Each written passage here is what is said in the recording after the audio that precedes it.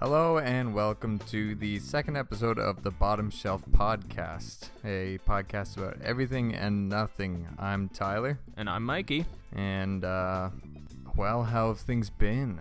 They've been alright. So, I wanted to just immediately bring this up, because last night, in my sickened fever dream-esque state, I was laying in bed just thinking, like, do you ever think about the real limits of what you would do if someone offered you $1 million or more? Because I was laying there and I was like, it would be a pretty short list of what I would draw the line at if someone offered me that amount of money. $1 million.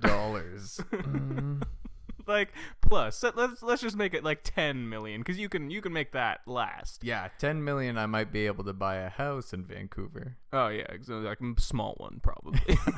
So, a shack. But yeah, so it's like, I was just thinking, aside from like, you know, any like family stuff or like killing family or any of that stuff, I mean, killing some random dude, let's say like he could be a bad guy. You don't know this man. You don't know anything about him. They just, let's say this magical figure devil just comes to you and is like, I will give you $10 million, no questions asked. It'll be in your account by the hour after you do this, if you kill Joe Johnson over there. No, I wouldn't murder. No chance of getting caught. It's only your conscience that you would have to deal with here. You would get off completely scot-free. You're really trying to sell me on murdering a man. Okay, let's say it's not murder then. Say it's like, here's one that I thought randomly. If you could just eat nothing but cat food for an entire year, like any kind of cat food you want, like you could have wet, dry, whatever. You could like, can I like put spices or anything in? Yeah, you can use spices, but no like actual food. Oh, I was gonna say like I couldn't put it in a salad, like you would tuna, I guess. No. Damn it. Let's say you could put it on bread if you really wanted to. Yeah, I'd eat cat food for a year for $10 million. Like I was like, again, I would 100% murder someone and live with it. Let's say, because if I'm not getting caught, I think I could buy enough stuff to live with the fact that I did that. Drown your regrets and sorrows with video games. Yeah, movies. exactly. And I'm just picturing now, like it's like a week later, and I turn on the news, and it's like, beloved charity giving man murdered last week. Joe Johnson dead. And much they before just his interview time. someone. He was not an asshole at all. This guy was a great man. I did not know anyone nicer. He made Mother Teresa look like a sack of shit. I'm just like, I'm just sitting there with my piles of money. Yeah. And I'm like, oh man. You didn't. You asked for it in like $1 bills American. Yeah. I'd donate to a charity in his name. Yeah, that's how you make yourself I think feel that's better. Good. More than he could ever give. Because I assume he was, but then on the news they're like, he was so rich, he would have given all of his money. But now his asshole son gets all his money, and he's not going to give it to anyone. Yeah, definitely staying with the cat food. Definitely. But yeah, I don't know. I was like, there's not a lot I wouldn't do. I mean, you could just, most people draw the line somewhere, but I think I would do just about anything. And I mean anything. Oh God. No, I don't know. I think I got too much pride but $10 million. Would you do that walk that Cersei had to do in that Game of Thrones, like naked through the streets with everyone flinging shit at you and like? Yeah, I'd do. Okay, I'd do that. I'd do it. You just said you had too much pride and you'd walk through the streets naked. Yeah. Everyone can behold my naked splendor. Oh God. But yeah, that's how it's been with me. Thinking about having existential crises over the fact that I would do just about anything for money. I could just live the rest of my life. Well, I don't know. How long could you really stretch 10 million? $1 million, I think most people would spend up really fast, like faster than they'd ever think possible. Big time. Because it's like when you get that amount of money, you just want to buy everything that you couldn't afford before. Yeah, exactly. Yeah. Like a shack. Like a shack in Vancouver. I don't think $1 million would get you that. Yeah, if I had 10 million, I'd move away from Vancouver. To a place you could buy a house for cheap, just in the middle of nowhere. Exactly. It would be huge, and then you could just live your life as a crazy man living in the wilds.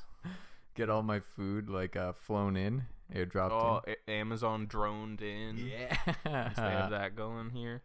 It's the perfect opportunity. Devilman offers you like $10 million scot-free. But yeah, you've been watching anything or playing anything or anything? Well, there's like an Indonesian action film on Netflix. They got added Headshot with the same dude from The Raid.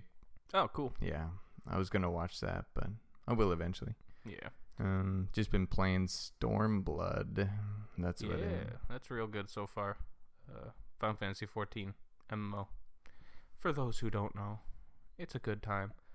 I've been reading, for the first time, finally, Stephen King's It. Nice. And as I read, I get more and more concerned of the film being made. Oh, no. Based solely on that trailer that everyone lost their shit over.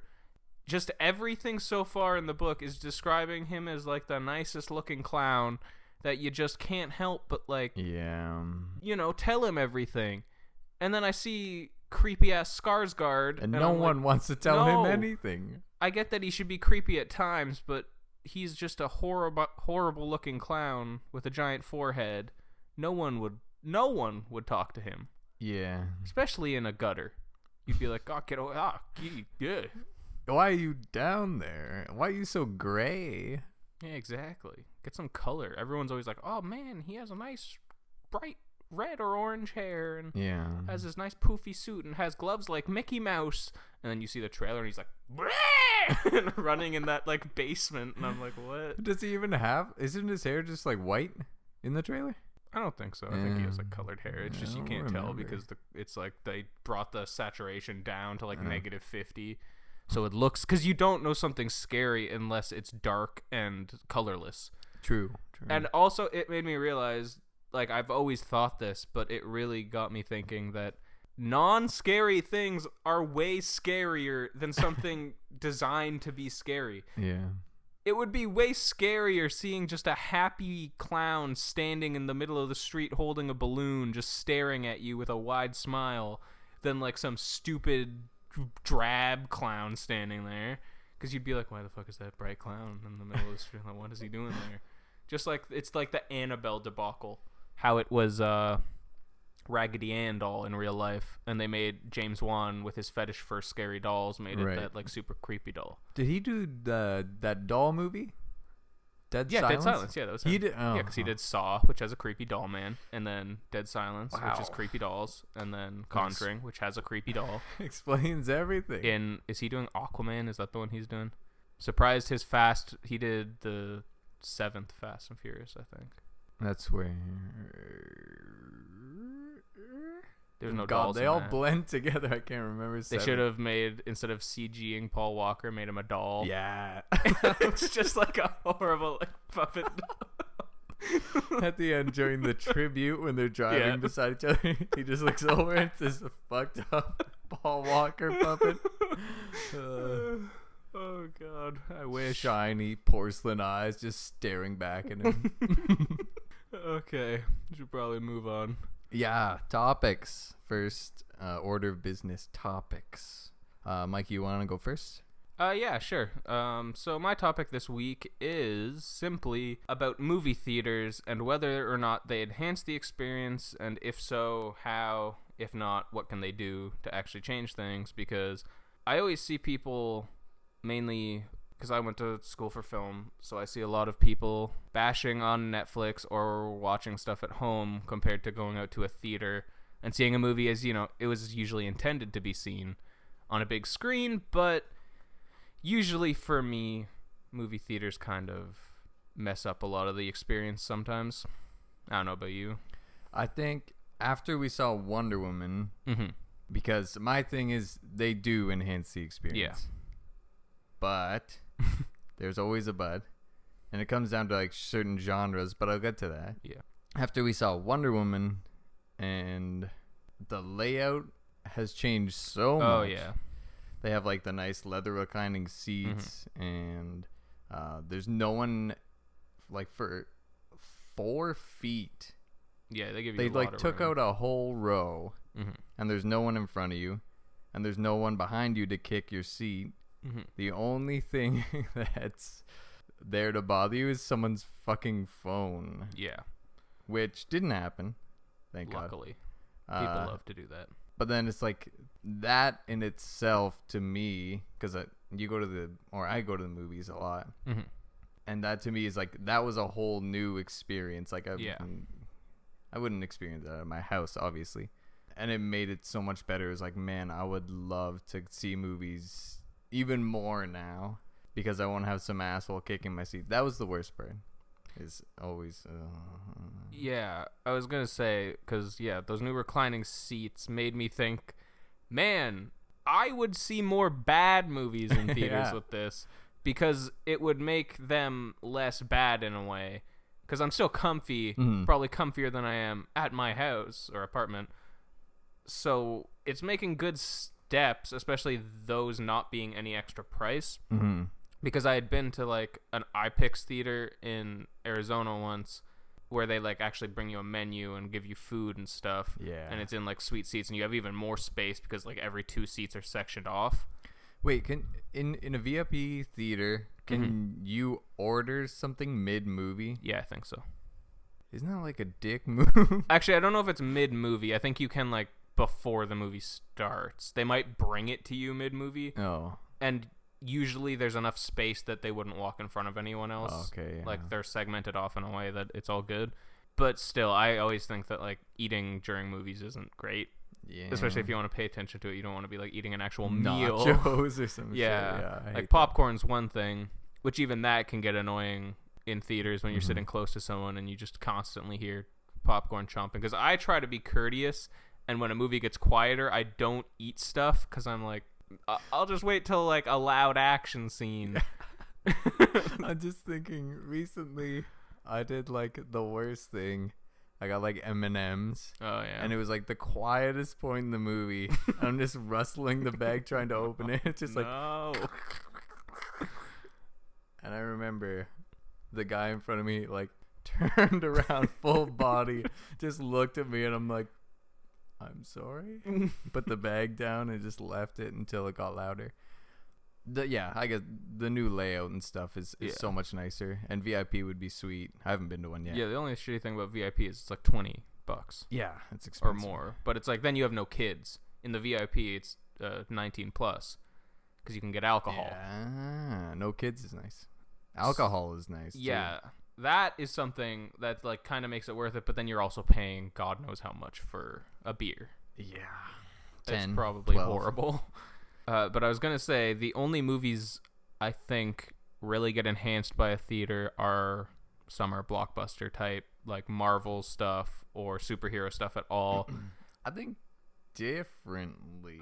Certain, like, other movies, like I think Baby Driver will be one that you'll want to see because mainly for sound. Yeah. Anything really relying on sound is, like horror films too.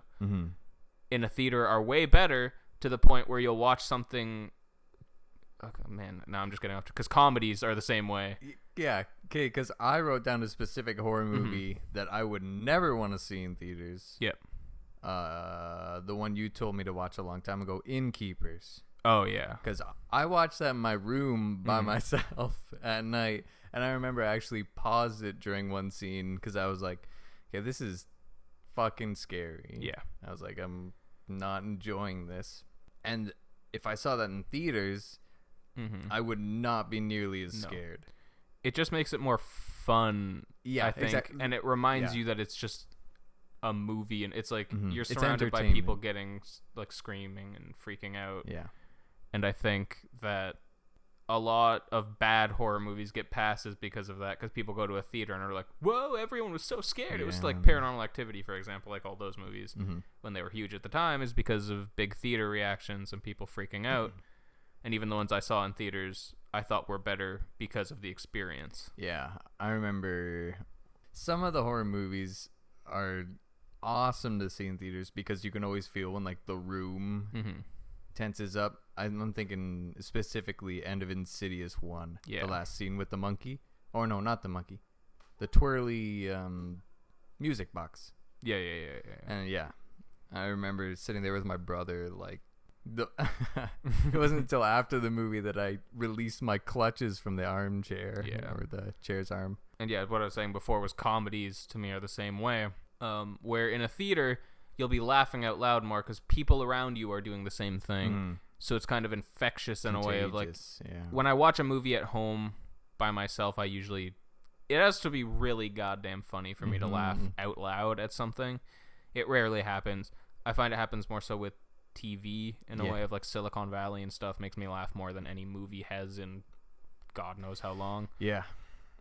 Because I think of comedies specifically I've seen in theaters like The Other Guys or most Will Ferrell movies like after Anchorman, and I think, would I ever watch those movies again? Yeah. And would they be funny at all? Because I don't think they would. Watching Other Guys by yourself, not laughing, like nearly. Maybe I'll get like a a titter. I just feel like movies like that get boosted by a theater experience when they aren't as good as you might think, and I think superhero movies are the same way. Yeah. When you rewatch Avengers on your TV, you're like, oh, that was good. I'm not gonna say it's not a good, fun movie, but the theater experience of seeing it at midnight with like a bunch of people who were super hyped about it and just like went crazy, and hearing people like freak out at a Thanos reveal in a movie was like weird, and I was like, this is cool. This is a cool experience. I'm really glad this happened. But that movie just then, after the fact, you watch at home and you're like, this does not equal that experience. See, for summer blockbusters, especially like Fast and the Furious. Yeah, classic. I find it's awesome to see in theaters because of the sound and the explosions and the cars and shit like that. But I feel like certain action movies like that are so good for commentary and friends. Yeah. So if you watch them at home, it adds like a different level to like just joking around by yourself. No.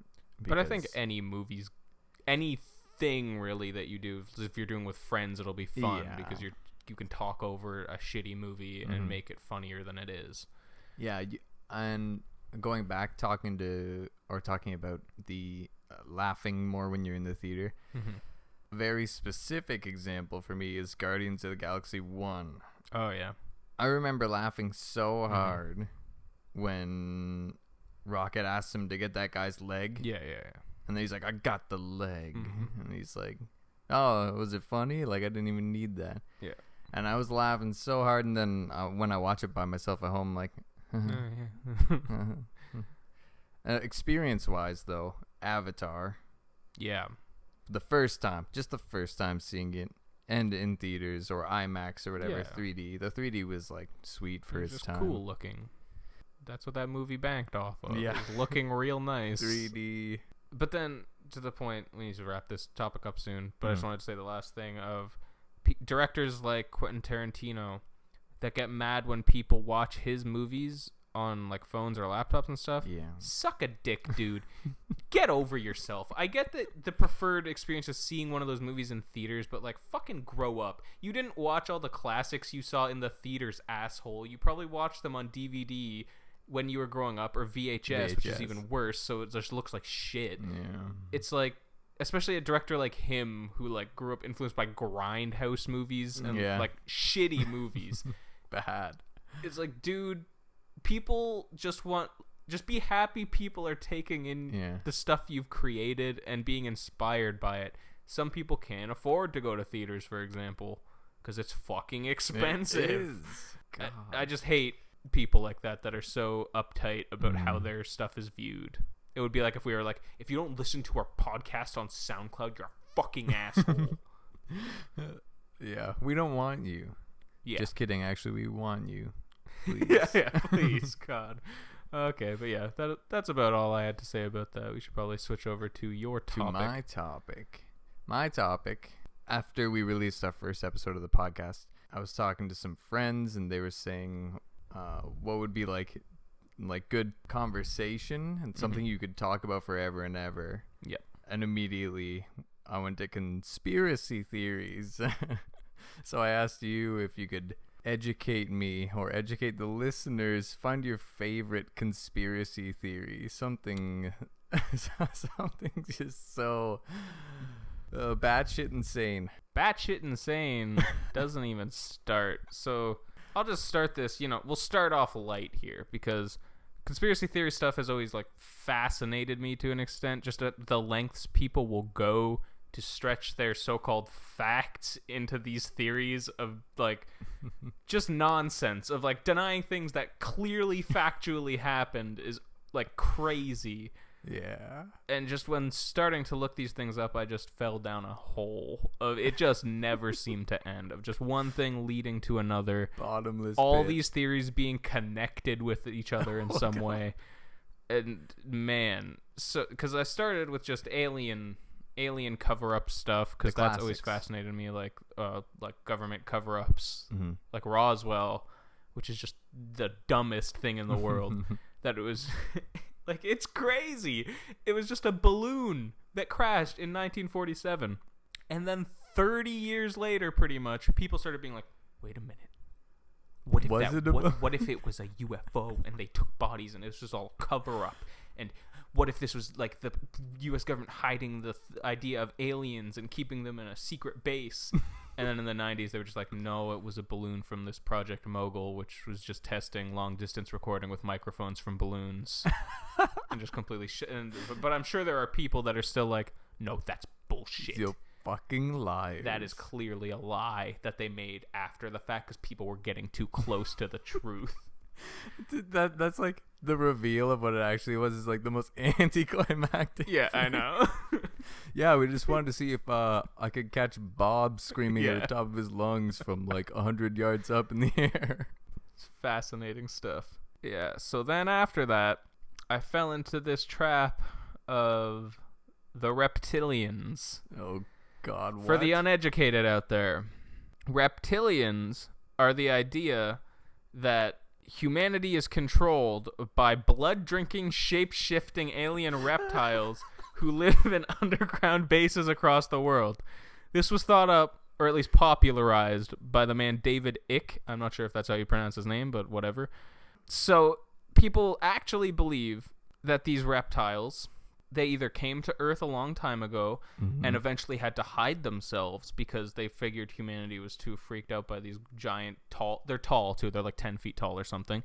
Okay. But this is how they disguise themselves, is they alter our minds so that we see them as human beings, because you can't actually change the size of something. Scientifically, that's impossible. Right. Okay. So they just make us think they look normal size, but they're actually 10-foot tall reptiles. So okay. It makes sense. Okay. So it's But pretty much just David Icke watched They Live and was like, I can make people think that happened.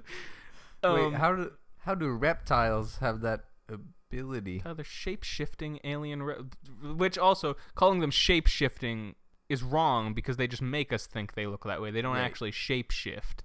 Okay, wait, so they look like people? Yeah, okay, now, there's a hierarchy here. So, the top one, there's full-bloods, which are the actual aliens that came from some other dimension. Oh, it's the Draco system or something, because, cool. Where else are lizard people going to be from than a thing called Draco? Nowhere. Exactly. It just makes sense. So yeah, they're the ones that live underground because they can't change their appearance or some shit. I don't know. Mm-hmm.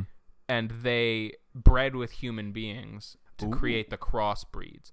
Now, these crossbreeds don't know they're reptiles. And they're the ones that are put out in society. So David Icke proposes that many of the world's leaders are reptilians, including the Bush family, Obama, the British royal family, Queen Elizabeth. She's a fucking reptile, dude. This is awesome. Yeah.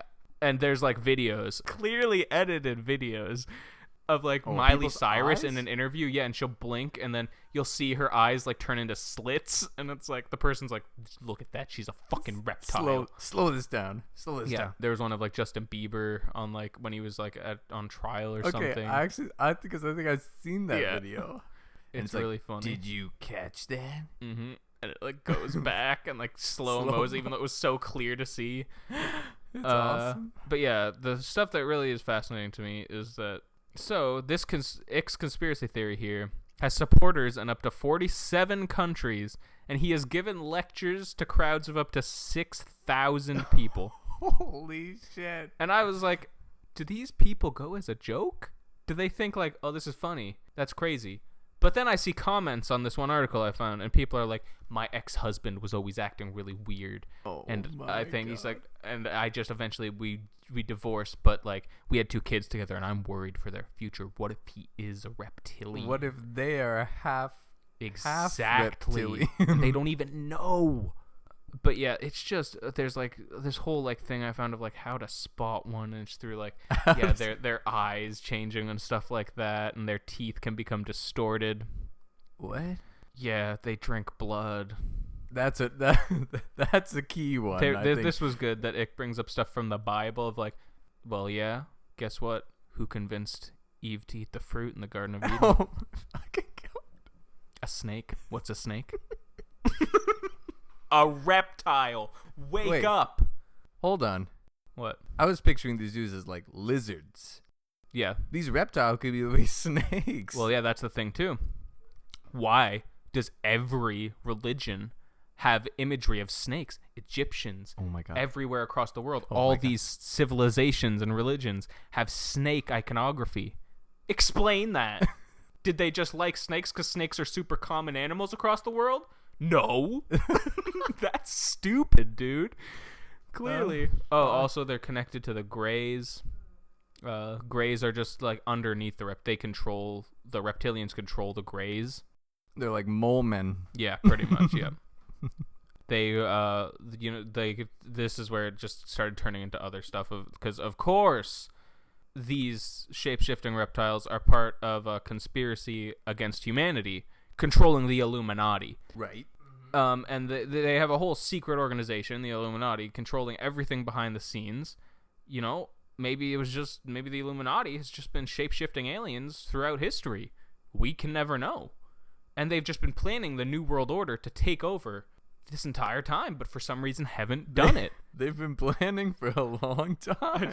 I just remembered the reason this guy brings up that the Bush family is reptilians is because of how many celebrities he's related to.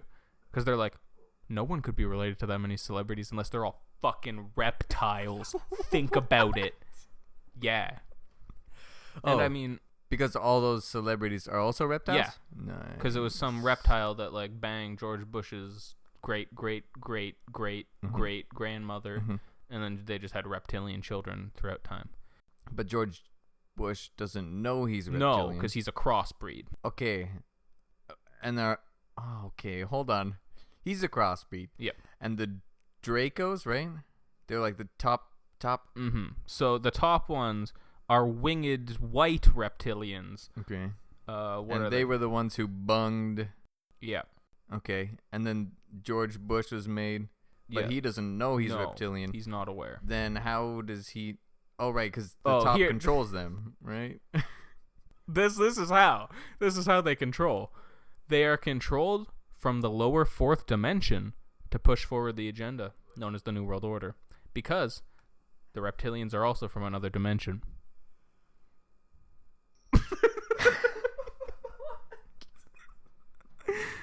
Yeah, think about it, dude. It's the only thing that makes sense. I mean, seriously, I just started looking at widespread alien stuff, and it just fell into this thing of like Illuminati stuff. And I remembered back in high school watching like dumb things about the Illuminati, of how they're like making celebrities like sing subliminal messages into their songs and movie writings. And I was like, yeah, that, or it's just a ghostwriter who writes the same types of songs over and over again. He just is. But a big no, it's fan probably of he's a Illuminati. reptilian too. They're probably all reptilians. That's probably the easiest explanation. It makes more sense, to be honest. A Ghost Rider? That's stupid. Marvel is run by reptilians, probably. Disney is for sure. Mm-hmm. Oh, yeah. Walt Disney himself was a reptilian. Disney was a reptilian. All his cartoons with those hidden messages. Holy shit. Walt Disney was half reptilian. And when he went to freeze himself, he was like, didn't know he was warm-blooded, so when he froze himself, shit. That's what killed him. This all makes too much sense now. I'm being convinced as we speak. I've cracked the code, I think. Disney code. Dracos are the top ones. They're white and they're winged albino reptiles. Below them is the reptoids, who don't have wings, and they're brown and green skin. Right, but they don't know they're reptiles? Oh, the reptoids do, and they're soldiers and scientists and are responsible for secret government programs and bases. Cool. So it's basically like the winged ones are gods, the ones below demigods, scientists and soldiers, and then the crossbreeds, and then below is George Bush, Obama. Yep, they have power all across the world. Live underground. They had to hide themselves. It's it's maddening. Oh, that was the other thing I forgot to bring up. But a poll of Americans in 2013 by the Public Policy Polling indicated that 4% of registered voters believe in these ideas. Wow. 4% of Americans. That's 4% too much. I mean, and this was probably a small poll, so that could be more. Or less, but I assume more. I'm just going to assume. I'm assuming everyone's fucking insane. That people believe this. And just all the things I was finding of people actually being like, wake up. You don't understand. Hashtag stay woke. Hashtag sheeple. Everyone's fucking sheeple. Hashtag wake up sheeple. Reptilian sex gods. But why would every religion have reptile iconography? It doesn't make sense. There was also this statue found that was like 7,000 years old. That was a reptile holding a baby. How do you explain that? How do you explain it? The artist was insane. And I was saying, when people make these connections, it would be like if someone in 5,000, 7,000 years found a copy of the book Dracula and was like, oh my God, this is what it was like back then?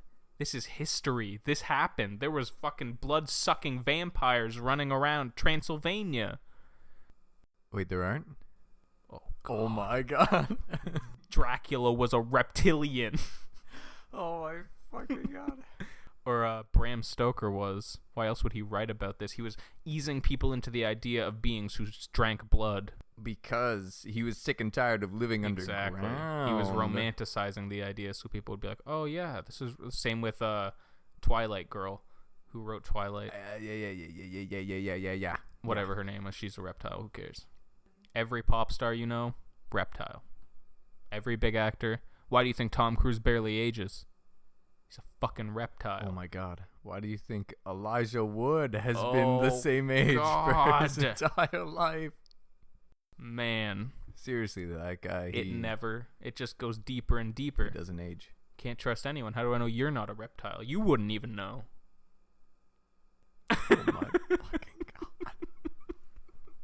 Nobody would know if they're a reptile or not. We need those glasses from They Live that reveals who's an alien. 3D glasses? Yeah. Isn't that what it is in Pretty much. They're just like sunglasses. Yeah.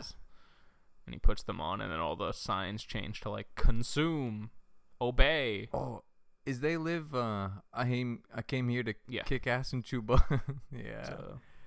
Great line. Roddy Piper and Keith David. Keith David. Yeah. They have a sweet fight. It's real good. They Live's great. And I feel like David Icke just saw this and was like, that's a good idea for a theory that I can make people believe, because it's literally the exact same thing. I wonder if he makes a lot of money on it. If he does speeches for 6,000 people. Yeah. Seriously. Okay, who's the venue owner who's like, you know who I want? I want the fucking guy who believes that reptilians run the earth to come and speak. The person who runs it clearly isn't a reptilian, because they wouldn't want this madman spreading that they exist. They want to keep it hidden until they take over the world. Or maybe the Reptilians are allowing David Icke to do his thing because they're like, it's just one guy. No one's going to believe this shit. Exactly. And then they're seeing people that are and getting Reptilians to watch them. Everyone who believes his theory is a half reptilian. Oh, they're just making it, and they're making those people seem crazy. Yeah. So that other people like us will be like, this is madness. This is the dumbest thing I've ever... They're geniuses. These reptilians, they're awesome. Well, they're from the fourth dimension. Right, fourth dimension. But see, that was just one. There was a bunch of origins theories. There's theories within theories here of how they came to be. Whether they came to Earth and then left and came back, or they just were always here and just eventually hid themselves, or if they just came from the fourth dimension. They're like, all right, Klepterborg, we're going to drop you off on Earth, and you do your thing. We'll come back and get you. And then Kleptarborg, he created an empire. Here's a little excerpt here. Oh, God. So just to sum it up, because it's a lot of unusual information to take in. Essentially, the lizard people altered our brains to limit their ability. They installed most, if not all, world leaders throughout history. Those leaders, in turn, contributed to all major historical events. Finally, for thousands of years, they've been poisoning humans, and all of this was done to ensure that they control humankind. So right off the bat, the answer is yes. We're taking a drive to Crazy Town right about now. Enjoy the ride. Well, this seems to be poking fun at it as well.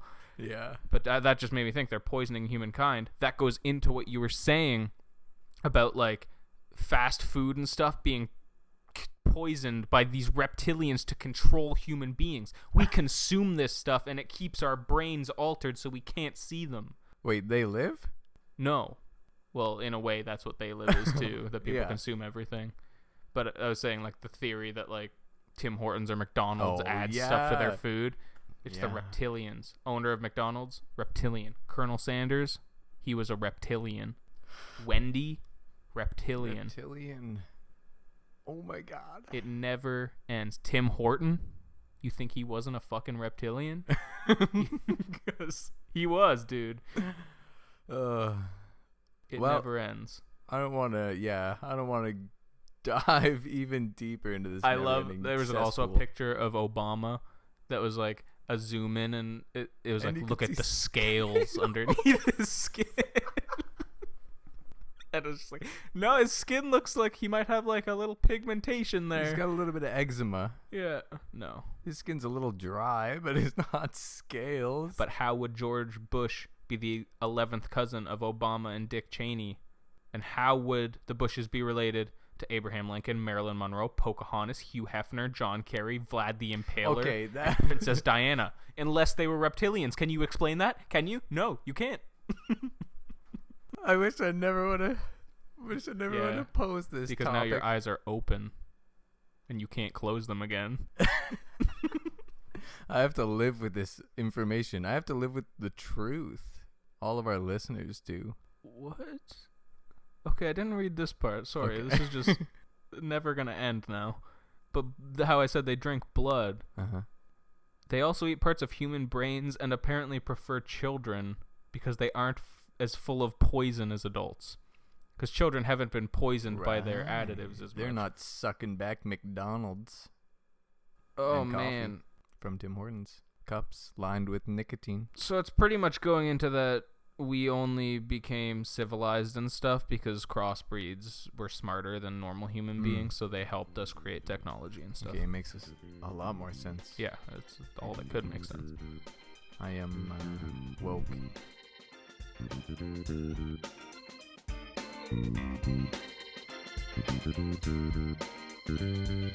Okay, segment number 2. This is It Writes Itself. This is where I generate a random genre and actor name for Mikey, and he does the same for me, and we have to pitch movie ideas to the top dogs of Hollywood. Do you want to go first this time?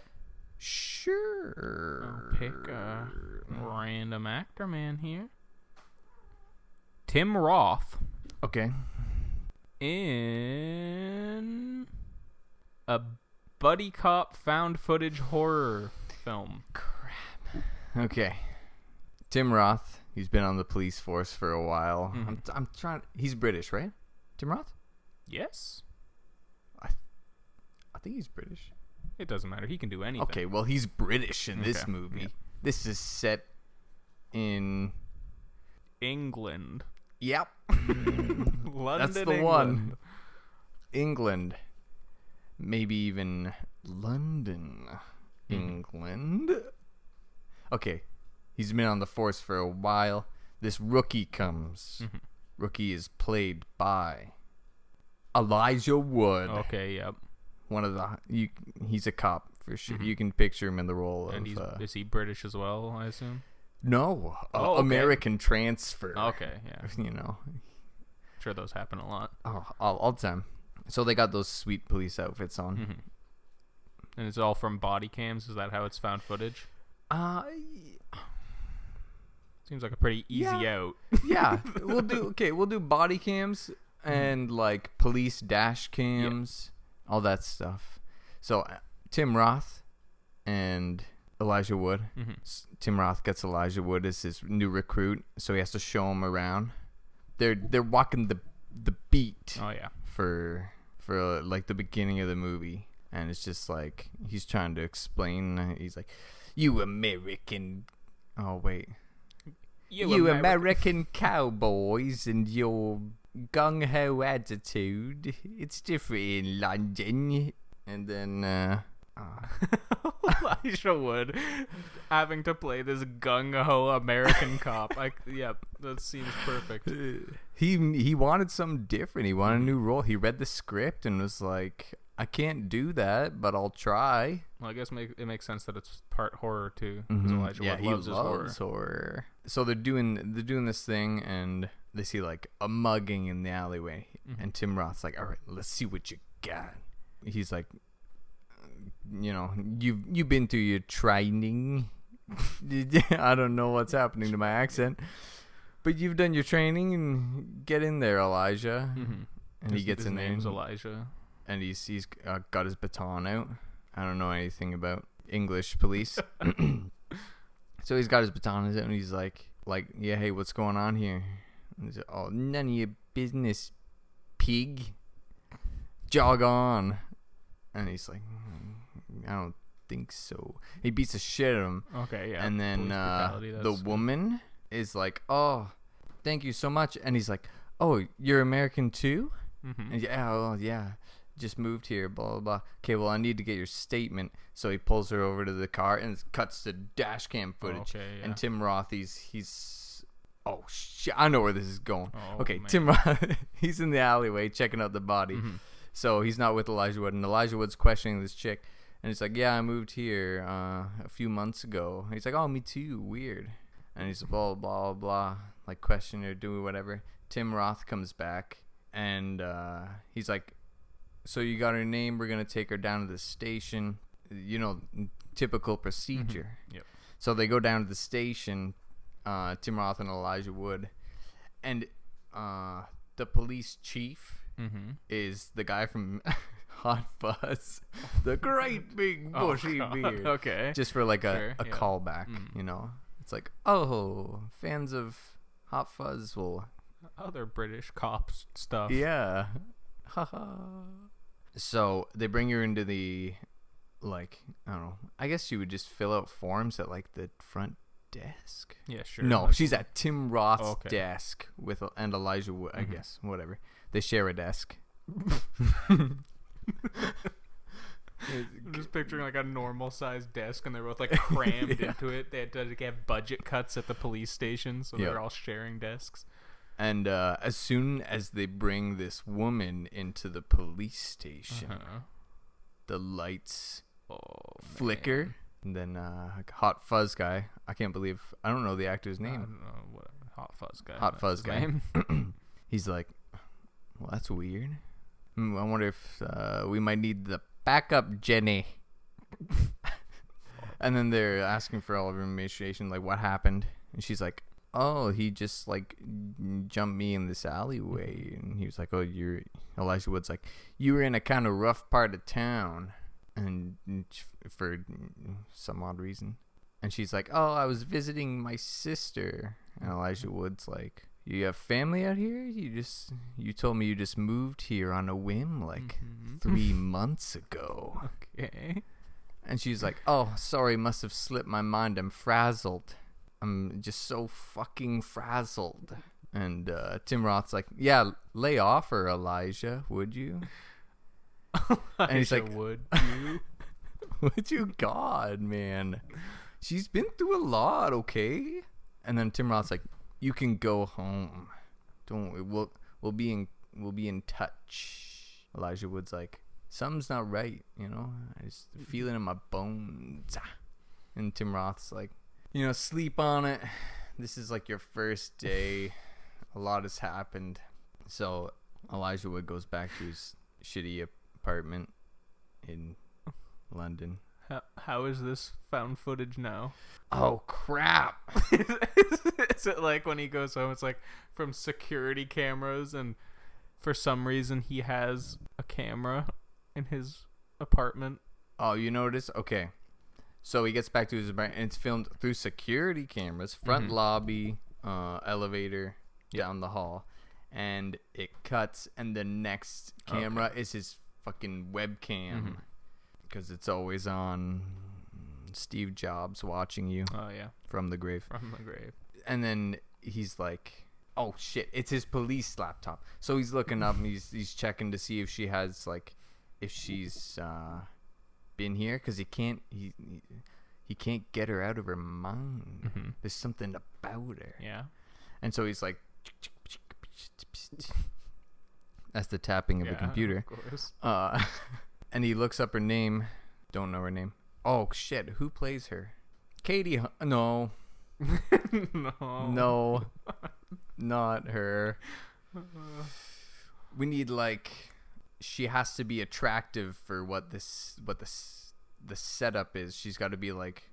Who's, like, ridiculously hot Alexandra British. Daddario. She's not British, Oh, though. she doesn't have to be British. But I guess Alexandra Daddario. Yeah. Sure. Oh, yeah, right. She's American. Yeah. God, I'm losing my own script here.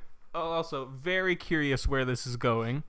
Seems like quite the slow burn so far of horror. And he's looking up her thing, and it's, fuck. It's hard. He's like, he looks up her name, Alexandra Daddario's name. God, her name's hard to say. And he's looking, it's like, she actually had some prior assault charge in London 1 year before. But she said she's only been there 3 months. Fucking alibi doesn't check out. Or whatever. It's not an alibi, I guess. Her story doesn't check out. So he calls up Tim Roth, and Tim Roth is like, yeah, we'll discuss it in the morning. I feel something weird about this too, because they're buddies. Yeah, they gotta be buddies, buddy cop. Get to the station in the morning. This is all through from security cameras, because they don't have their shit on yet. And they're drinking their coffee, and Elijah Wood he's drinking his coffee, and somebody cuts his throat, and he's like on the inside. Oh, okay. He's like, what the fuck? And he pours his coffee out in the drain, and there's like not razor blades. That's ridiculous. Little shards of glass. Little something. Little, yeah, sure. Or like tacks. Yeah. Okay, Someone threw fucking tacks, and he's like, okay, I know I'm the new guy, but it's quite the prank. Stop. Yeah, this is fucked, guys. And then Tim Roth is like, bloody hell, this is ridiculous. Come on, Elijah. Let's do our thing. Let's go on the beat. And then they go on the beat again. We had no. They get in the car. We gotta follow up with this girl. Yeah. And this girl lives in like this sweet mansion. Okay. Yeah. And they found footage cut here. They get out of the car, dash cam. They go to knock on the door. Boom, boom, boom. Elijah Wood looks top right. Security camera. Shit. Yeah. And Tim Roth is like, no one's answering. but this is the right address. And he's like, okay. And they're looking around, scouting around the house. And then the front door opens, and it's her, and she's like, oh, officers, I didn't expect to see you. I thought, like, my statement was done. He's like, actually, we need some follow-up questions. She's like, okay, come in. And there's, like, plastic all over the couches, like what your grandma would want, so they don't get dusty or dirty or whatever. And then they're like, place looks brand new. Are you living here by yourself? And she's like, yeah, actually my sister is just out right now getting groceries. She'll be back soon. And he's like, oh yeah, okay, forgot about your sister. Forgot about that completely. And then please sit down on my plastic couches. They're so plastic and so clean. Thank you. Plastic. They're looking around. So many security cameras. And they just think, Elijah's like, a lot of security cameras. And Tim Roth is like, hey, don't worry about it, man. It's like, it's an expensive house in a rich part of town. You're going to want good security. And Elijah's sitting there thinking, like, man, every turn Tim Roth is defending this woman, and something's up. And then Elijah and Tim Woods, I almost called him. Tim Roth. He's a cross between Tim Roth and James Woods. They have it sitting and whatever. He gets his notepad out, and written in it is like, it's something like, shit. I'm trying to think of something spooky that's written in the notepad. It's like, get out or you're gonna die. Okay. And then Elijah Wood's like, you fucking do this, Tim? And he's like, oh no, that's weird. Probably the guys at the station. And they're pranking him again. Yeah. So these English cops, pranksters, first cutting your throat with things. Anyway, and then we get to it. She comes back, and she's got like 2 glasses of water, and she has like wine. Okay. And then they're like, okay, yeah, they're just drinking. She's drinking her wine. They're asking her follow-up questions. And then she's like, do you want to look around the house? And Tim Roth's like, I guess. Sure. Couldn't hurt, Okay. Cover all of our, I don't know. All their bases? That's it, bases. That's what I was looking for. Cover all our bases. Why not? Make sure this is shut and closed. Hey, Elijah? And he's like, I guess so. I'm a gung-ho cop. Okay, you want to escalate this? I know, I gotta. Conclusion, quick. This is one of my, oh God. So then she's like bringing him around, and there's like this one locked door, the classic one locked door in a horror. As soon as Elijah looks at the locked door, the security camera crackles and switches over. And Elijah's and Tim Roth is talking in like secret to the girl. Okay. And because Elijah's just checking out this door. Yeah. And Tim Roth like cracks Elijah over the head. Oh man. It's like, oh shit. And then it's like, the shot is down the hallway. You just see like Elijah's legs get dragged away. And then Elijah Wood wakes up, still body cam on. They're in like a basement. The floor it's like cellar, so the floor is like dirt. Oh, kind of like what's that movie? Vampire movie with Colin Farrell. Oh, Fright Night. Fright Night. Yeah, it's like in the end of Fright Night when it's like a dirt whatever. And Tim Roth is there, and he's like, the one day that you come in, your first day, you had to stumble upon her, didn't you? And he's like, man, I don't know anything. Please. I was gung-ho, now I'm scared. And then she shows up, Alexandra just shows up, and she's like, out of the shadows. And he's like, well, I'll leave her to it. And he walks up the rickety wooden staircase. Turns out she's like a man-eating, scary succubus woman. Okay. And she like smashes Elijah Wood across the face. And it like flings him across the room, and it breaks the. Oh, he's tied to a chair. He breaks the chair he's on, and she goes to like nom on his face and kill him. And he grabs like the chair leg and smashes her over the head, and she's like, and he runs up the stairs and the door's locked. And he's like, oh shit. And then it's like this spooky, tense fight of him with a chair leg, and he like jabs it through her throat, and she's like, anyway, and it's like, she's definitely dead. There is no way she could be more dead. So anyway, he grabs like keys off her. She had keys on her. And then he like unlocks the thing, and Tim Roth is like, you're done already, eh? And he's just enjoying wine. Oh, yeah, okay. He's enjoying wine. And then Elijah Wood comes up, and his like stuff is sitting on the chair, and he's just like, and that probably killed the mic. Just shoots him 3 times in the back of the head. 3 times to make sure. And then he's sitting there. He's like, holy hell. You know, he just needs some wine. So he grabs like that bottle of wine, just chugs back, and he spits it out. And he's like, oh, what the fuck? And it turns out it was blood. She was drinking blood the whole time. Yeah, spooky. And then he runs out to the police car, and he's like on the walkie. British, English cops, help. We got a 999-223 spooky succubus demon. They have regulations for that. Yeah, that's code. It's like break-in 9921, robbery 9922, and spooky succubus demon 9923. And then as he's on the walkie, Alexander Daddario pops up, fucking smashes the driver's side window, pulls him through, and the last shot is her just like mauling him on the dash cam footage, just like blah, blah. The end. Okay, wait. Why was Tim Roth working with her? Does she have... It turns out Tim Roth was like also a demon. It's slightly implied because he was drinking blood. You know? Yeah. Okay. Yeah. He was just a succubus monster too. What's it called?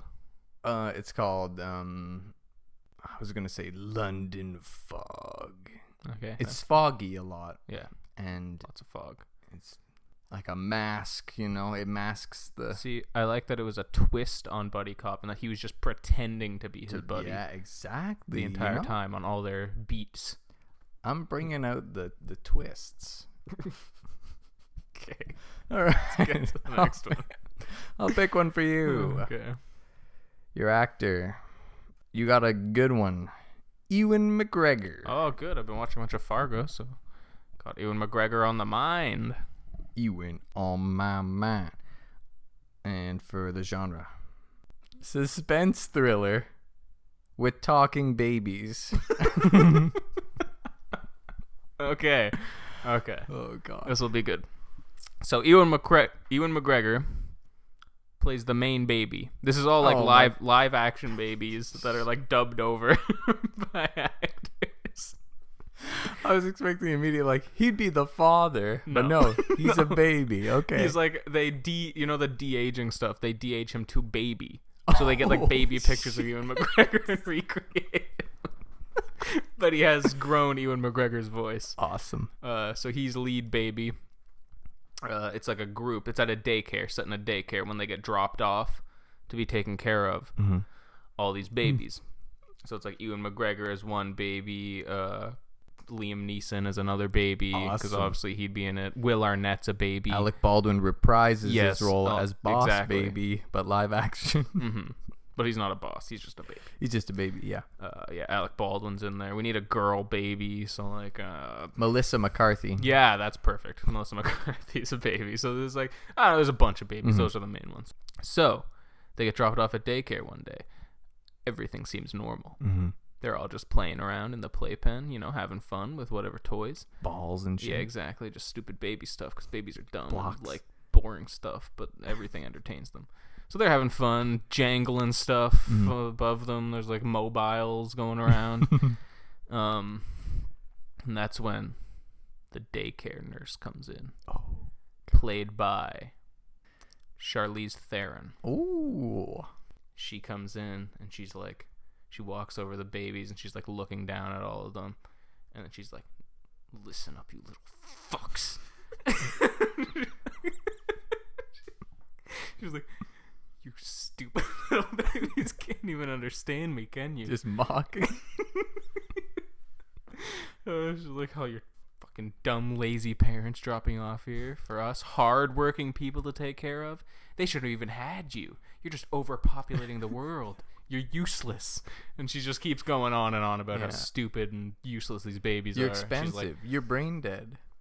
She's like, don't you worry. By the end of the day, not one of you babies will be left alive. And then like the other nurse walks in and she's like, oh, aren't you? And she starts pretending like she likes babies. And she's all happy. And the nurse is like, oh, you're so good and you've only worked here a week. And she's like, yeah, nice. I know, right? I just love these little cuties. And then the nurse is like, oh, okay, well, it's almost nap time, so can you go get the blankets? And then she's like, oh yeah, sure. And she's like, okay, I'm just gonna go get their bottles. And the one nurse leaves and she's like, no, listen up here.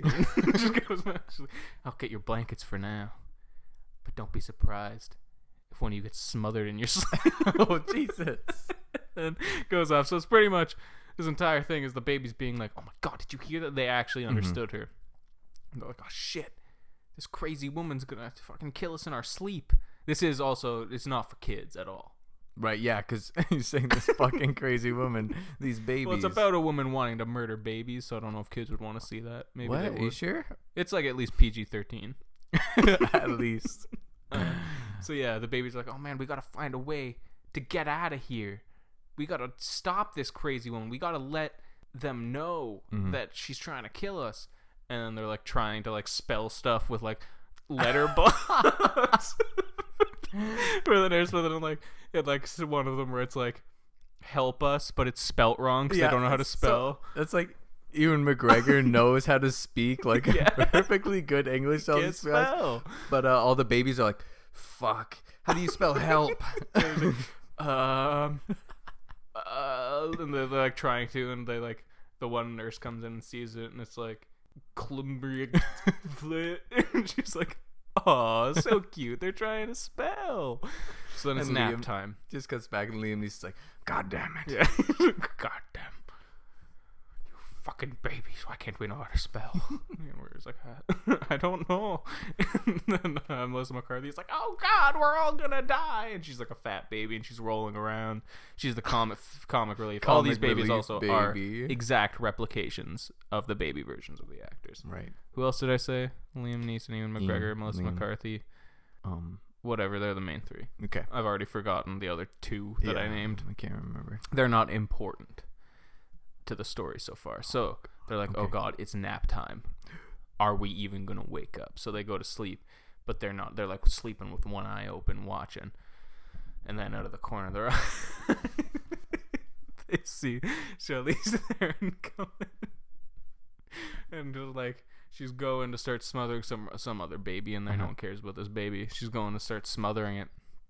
But then she starts hearing the door handle jingle and unlock, and she's like, oh God. And then they open the door, and they're like, oh, Charlize, what are you, Mary, that's her name. I thought Mary. it was your day off. What are you doing in here? I thought I sent you home for the day.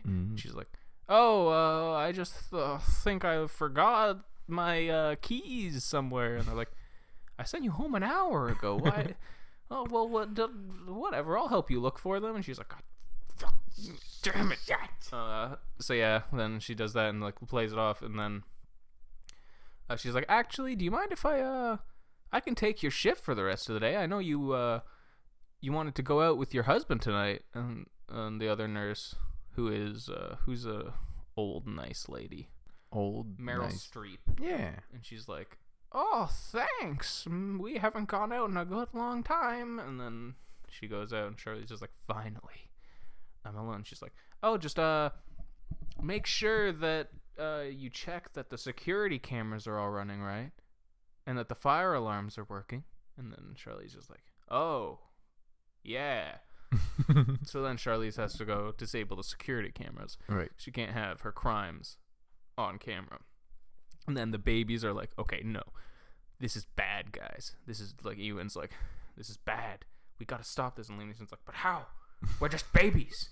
And Melissa McCarthy's like, oh, geez, I don't know what we're going to do. Kristen Wiig's another baby. And she's like, I don't know either. Oh, geez.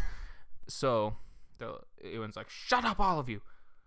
Here's what we're going to do. And then they all, like, plan. They, like, do a Home Alone situation where they make all these traps with their toys. Oh, man. And then, like, Charlize, like, opens the door to come in. And she steps on, like, a little, like, wheelie, like, fire truck toy. And she's like, like, slides and, like, hits her head really hard. See, but it's, like, it's supposed to be, like, playful, like, Home Alone at first. And you think it's going to be, but she slips and then she falls and bashes her head off the ground and just passes out because, you know, falling from full height, like, really hard, just gets a concussion. It hurts. So yeah, that happens. She just falls and she's passed out. And then, like, the parents just show up. Like, after a little while, they just show up and see this lady pass out on the floor. And they're like, oh, what the hell? This is who's caring and they're like, for my God. Baby? Oh, man. Oh, what happened? And then they think their baby's accidentally, like, nearly murdered this woman and gave her a concussion. They're like, oh no. So they rush her to the hospital. And then, see, the movie kind of just nicely wraps up. The babies make it home safe. Not one of them died because, you know, you don't want to kill a baby. Yeah, that's true. It's pretty uncharted territory. Ewan McGregor's movie did that once already. He didn't want to do it again. Yeah, you know, but then it ends. All the babies are home safe and they're like, oh, thank God. Now I can't wait for daycare tomorrow to hang out with my friends again. And we don't have to worry about being murdered. Hard cut to the hospital. Charlize Theron laying there with a neck brace on, like in the hospital bed, just like laying there, and she's like, "God damn babies! I swear I'll kill every last one." Cut to black. No. Babies will return in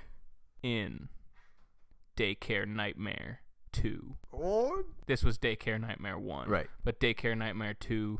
The hospital infirmary or whatever, where the babies are kept. See, because on the sequel, she burns down the daycare so that they have to take them to another place. The hospital. Because all good horror sequels are at least part in hospitals. Mm-hmm. But yeah, Daycare Nightmare. Daycare Nightmare. That's my film for the week. Oh, that's a good one. Way better than Gung Ho Elijah Wood cop. Elijah Wood. Okay, thank you for listening to the second episode of Bottom Shelf Podcast. You can find us on Facebook, Twitter, Twitch. All the places. We'll probably be streaming some Stormblood sometime this week. Probably later. Weekend sometime. Yeah. Thanks for watching. Be sure to email us with any suggestions or anything. If you did, on our Facebook page, there's just a button to do it. Or you can just email us at bottomshelfcast@gmail.com. Yeah, you can find us everywhere at Bottom Shelf Cast. Yeah. But yeah, any suggestions for movie ideas, topics, any of that, we love to get stuff like that. So please, email them over. I think that's it for today, unless you have any closing thoughts. Daycare Nightmare is going to make millions. What else can I say? Boss Baby was such a success. Was Baby Geniuses a success? Probably not, because it didn't have enough horror elements, so yeah. In my heart it was. London Fog. Slow burn horror film footage. Okay. Thanks for listening, everybody. We'll see you next time. See ya.